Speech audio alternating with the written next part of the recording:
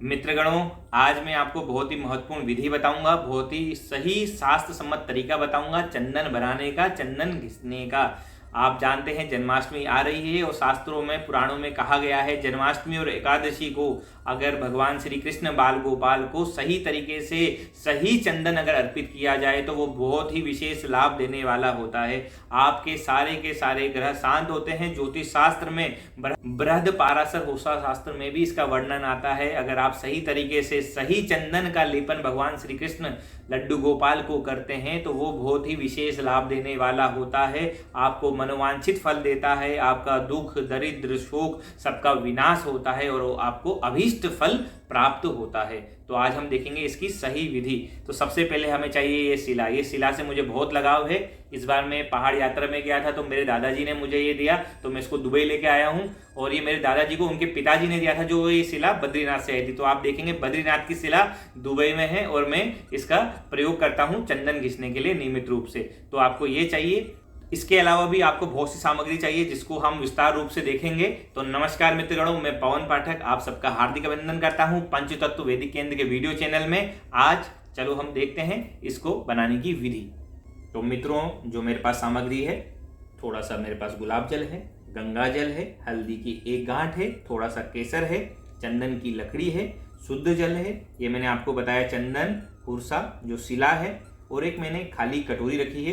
ये इसलिए रखी है क्योंकि बहुत लोग गलती करते हैं, वो सीधे हाथ में चंदन जो इससे निकाल के हाथ में रखते हैं और यहाँ से सीधे भगवान को लगा देते हैं, या कोई सीधे पत्थर से लगाता है। लेकिन शास्त्रों में साफ लिखा हुआ है कभी भी सीधे शिला से या अपने बाएं हाथ से चंदन नहीं लगाना चाहिए। आपको सबसे पहले चंदन को निकाल के एक शुद्ध कटोरी में आप रख दें। कटोरी का पात्र या चांदी का होना चाहिए या पीतल का होना चाहिए। ध्यान रखें तांबे के पात्र और लोहे में कभी भी चंदन ना रखें। अब मैं आपको चंदन बनाने की विधि बताता हूँ। सबसे पहले थोड़ा सा गंगा जल आप शिला में डालेंगे, डाला, उसके बाद आपको इस तरह पकड़ना है चंदन की लकड़ी को। ध्यान रखें तर्जनी की जो उंगली है वो आप दूर रखें। तो आपको चंदन इस तरह पकड़ना है लकड़ी को और उसको भगवान का नाम लेते हुए आपको घिसना है। तो मित्रों, अब मैं चंदन घिसना आरंभ करूंगा, लेकिन चंदन घिसते समय मैं आपसे बात नहीं कर सकता हूं, इसलिए मैं आपको पहले सारे नियम बता दूंगा। क्योंकि शास्त्र का सबसे पहला नियम यह भी है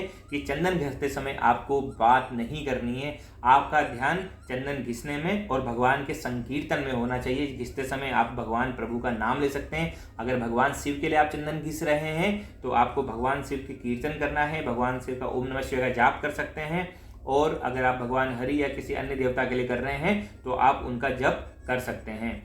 तो दोस्तों, अगर आप भगवान शिव के लिए बना रहे हैं चंदन तो उसमें हल्दी का प्रयोग नहीं होता है। मैं जन्माष्टमी आ रही है उसके लिए चंदन बना रहा हूँ, इसलिए मैंने हल्दी यहाँ रखी हुई है। और भगवान शिव के लिए आप अगर बनाना चाहते हैं तो आप पहले लकड़ी से घिसेंगे और जो चंदन बनेगा उसको आप एक अलग से कटोरी में निकाल सकते हैं। उसके बाद आप अन्य देवताओं के लिए चंदन बना सकते हैं। तो अभी हम भगवान श्री कृष्ण भगवान हरि के लिए चंदन बनाएंगे और उसके लिए हम एक हल्दी का यूज़ करेंगे, हल्दी का प्रयोग करेंगे और साथ में केसर भी हम इसमें डालेंगे।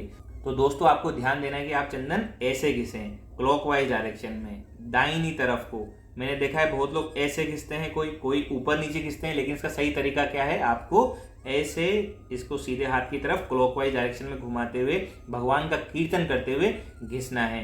तो उसके बाद में अभी आपको जैसा मैंने बताया, मैं जन्माष्टमी के लिए भगवान श्री कृष्ण के लिए चंदन बना रहा हूँ तो मैं इसमें हल्दी का प्रयोग करूंगा, केसर का बनाऊंगा। आपने देखा होगा बाजारों में केसर युक्त चंदन मिलता है, उसमें केमिकल मिला रहता है। तो सबसे बढ़िया होता है कि हम घर में खुद बनाएं और इसमें कोई ज़्यादा सामग्री की जरूरत नहीं होती है और भगवान का संकीर्तन करते हुए आप इसको बनाएंगे तो ये बहुत ही लाभकारी होगा। तो आप इस विधि को ध्यान से देखिए। मैं इसमें धीरे धीरे थोड़ी सामग्री मिलाऊंगा और चंदन तैयार करूंगा। तो चंदन हम बनाना आरंभ करते हैं। नमोस्तवनन्ताय सहस्रमूर्ते सहस्रपादाक्ष शिरोरुबाहवे सहस्रनामने पुरुषाय शाश्वते सहस्रकोटियुगधारिणे नमः। ओम नमो भगवते वासुदेवा। हरे कृष्णा कृष्णा कृष्णा हरे हरे, हरे राम राम राम हरे हरे, हरे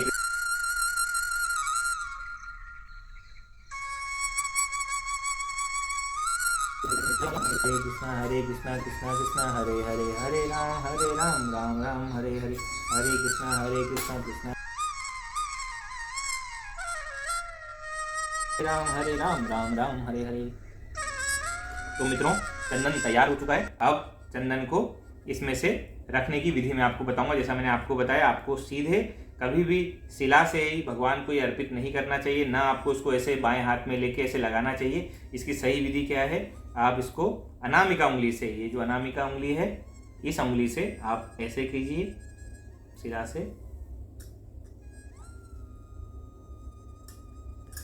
इसकी बहुत ही बढ़िया सुगंध आ रही है, पूरा का पूरा कमरा सुगंधित हो चुका है, जिसका मैं बहुत ही अच्छा अनुभव कर रहा हूँ। आप लोग अनुमान लगाइए, बट इस अनुमान से अनुभव की यात्रा आपको करनी है।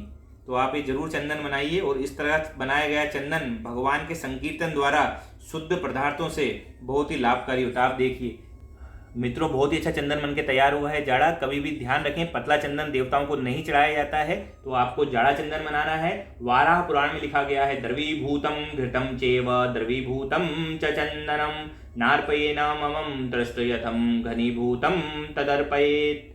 तो दोस्तों, आपको जाड़ा चंदन बनाना है। बहुत ही बड़ा चंदन बनकर तैयार हुआ है। तो मित्रों, एक और चीज है जो मैं आपको बताना चाहता हूँ, हरी चंदन।